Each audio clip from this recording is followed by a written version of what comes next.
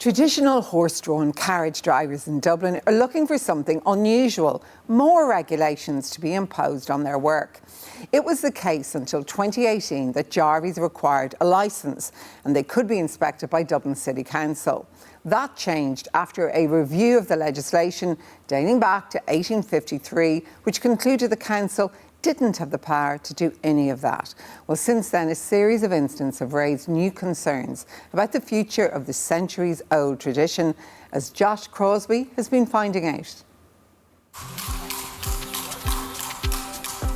The clip-clop of horses has been heard on the streets of Dublin for generations. We hired a jaunting car and had a hilarious time listening to the jarvey. But the recent emergence of new horse and carriage operators, incidents at the heart of the capital, and increased animal welfare concerns have all raised questions over the future of the tradition. It was this video taken on Dublin's O'Connell Street, which was widely shared online, that triggered public anger. The horse collides with a bus and then bowls through the country's main thoroughfare. So should horse-drawn carriages be on our streets? Oh, lads. Before I done any horse and carriage work, we would have delivered coal and logs around the area of Dublin 10. When gas was introduced, we kind of went under. There is still a handful of jarveys whose families have been doing this work for decades. They want the regulation that was in place up until 2018 to be brought back. The carriages today are not regulated. They were regulated though up till 2018.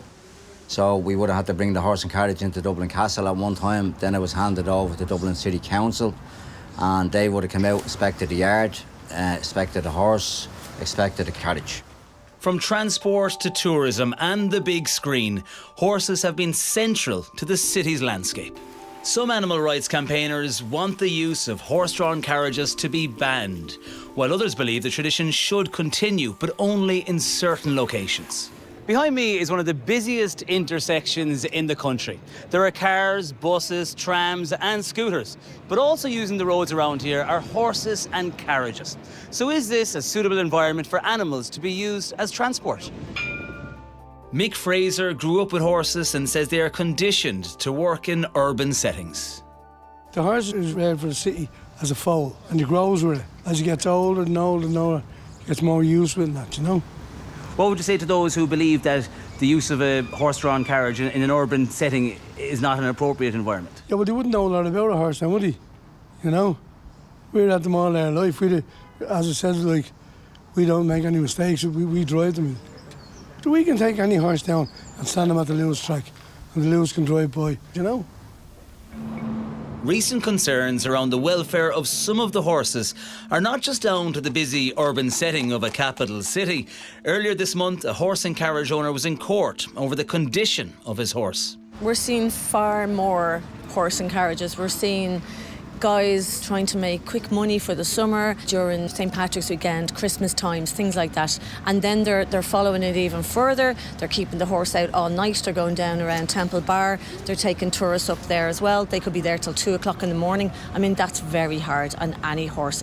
Martina Kenny is on the Dublin City Council Animal Welfare Oversight Committee and is campaigning for regulation.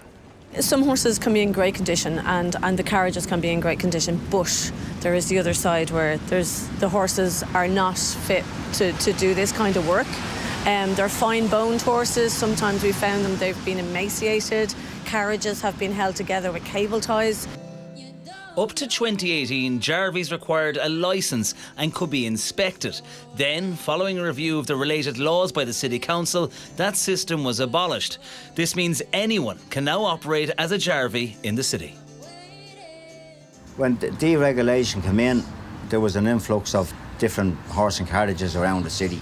When it was regulated, it meant everyone knew who was insured and who was above board.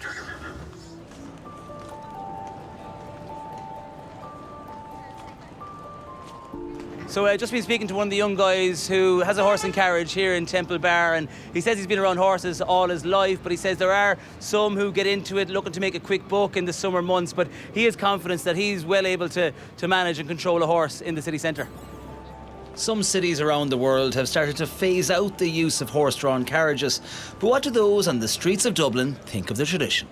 There are people that I know, like up around Stephen's Green, that have been doing it for donkey's years. You know, they take great pride in it, you know. So I suppose it's all about the animals. Once they're treated properly, no problem with it. I love it. Probably be in favour of keeping them around even, but the most important thing is just to treat the horses fairly and keep the streets clean.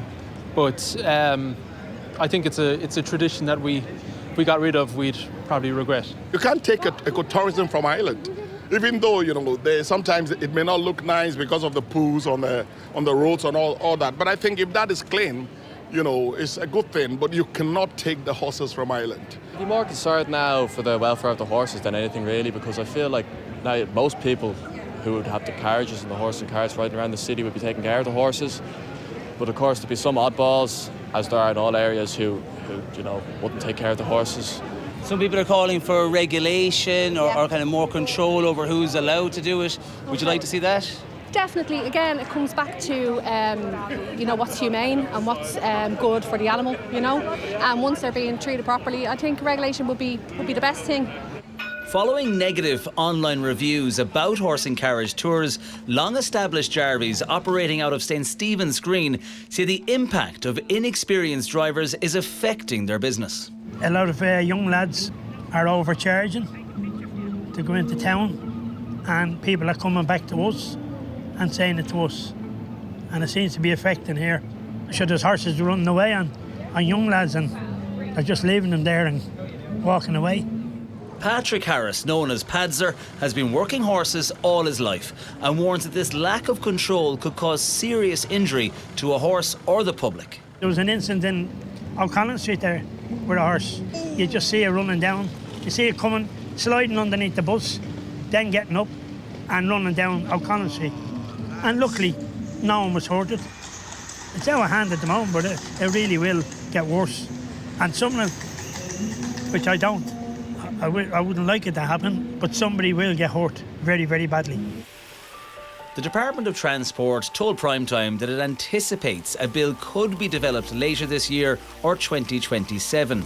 But for now, it's the Gardaí, vets employed by the Department of Agriculture and animal charities trying to navigate a mode of transport that's unregulated. The bylaws and the Road Traffic Act needs to be updated, and it needs to be updated very fast. Like, is a tourist going to have a really bad accident where somebody dies? Is that what Ireland is waiting for? It's yet to be seen how this tradition evolves in a modern city. Come ahead, come on. Sinn Féin is bringing forward a bill to regulate horses and carriages in the coming weeks. But what does the future hold for those who've been part of Dublin's fabric for generations? I have grandsons, but at the moment I wouldn't like them to take it over the way things is, you know? So it needs to be cleaned up? It needs to be cleaned up very, very badly.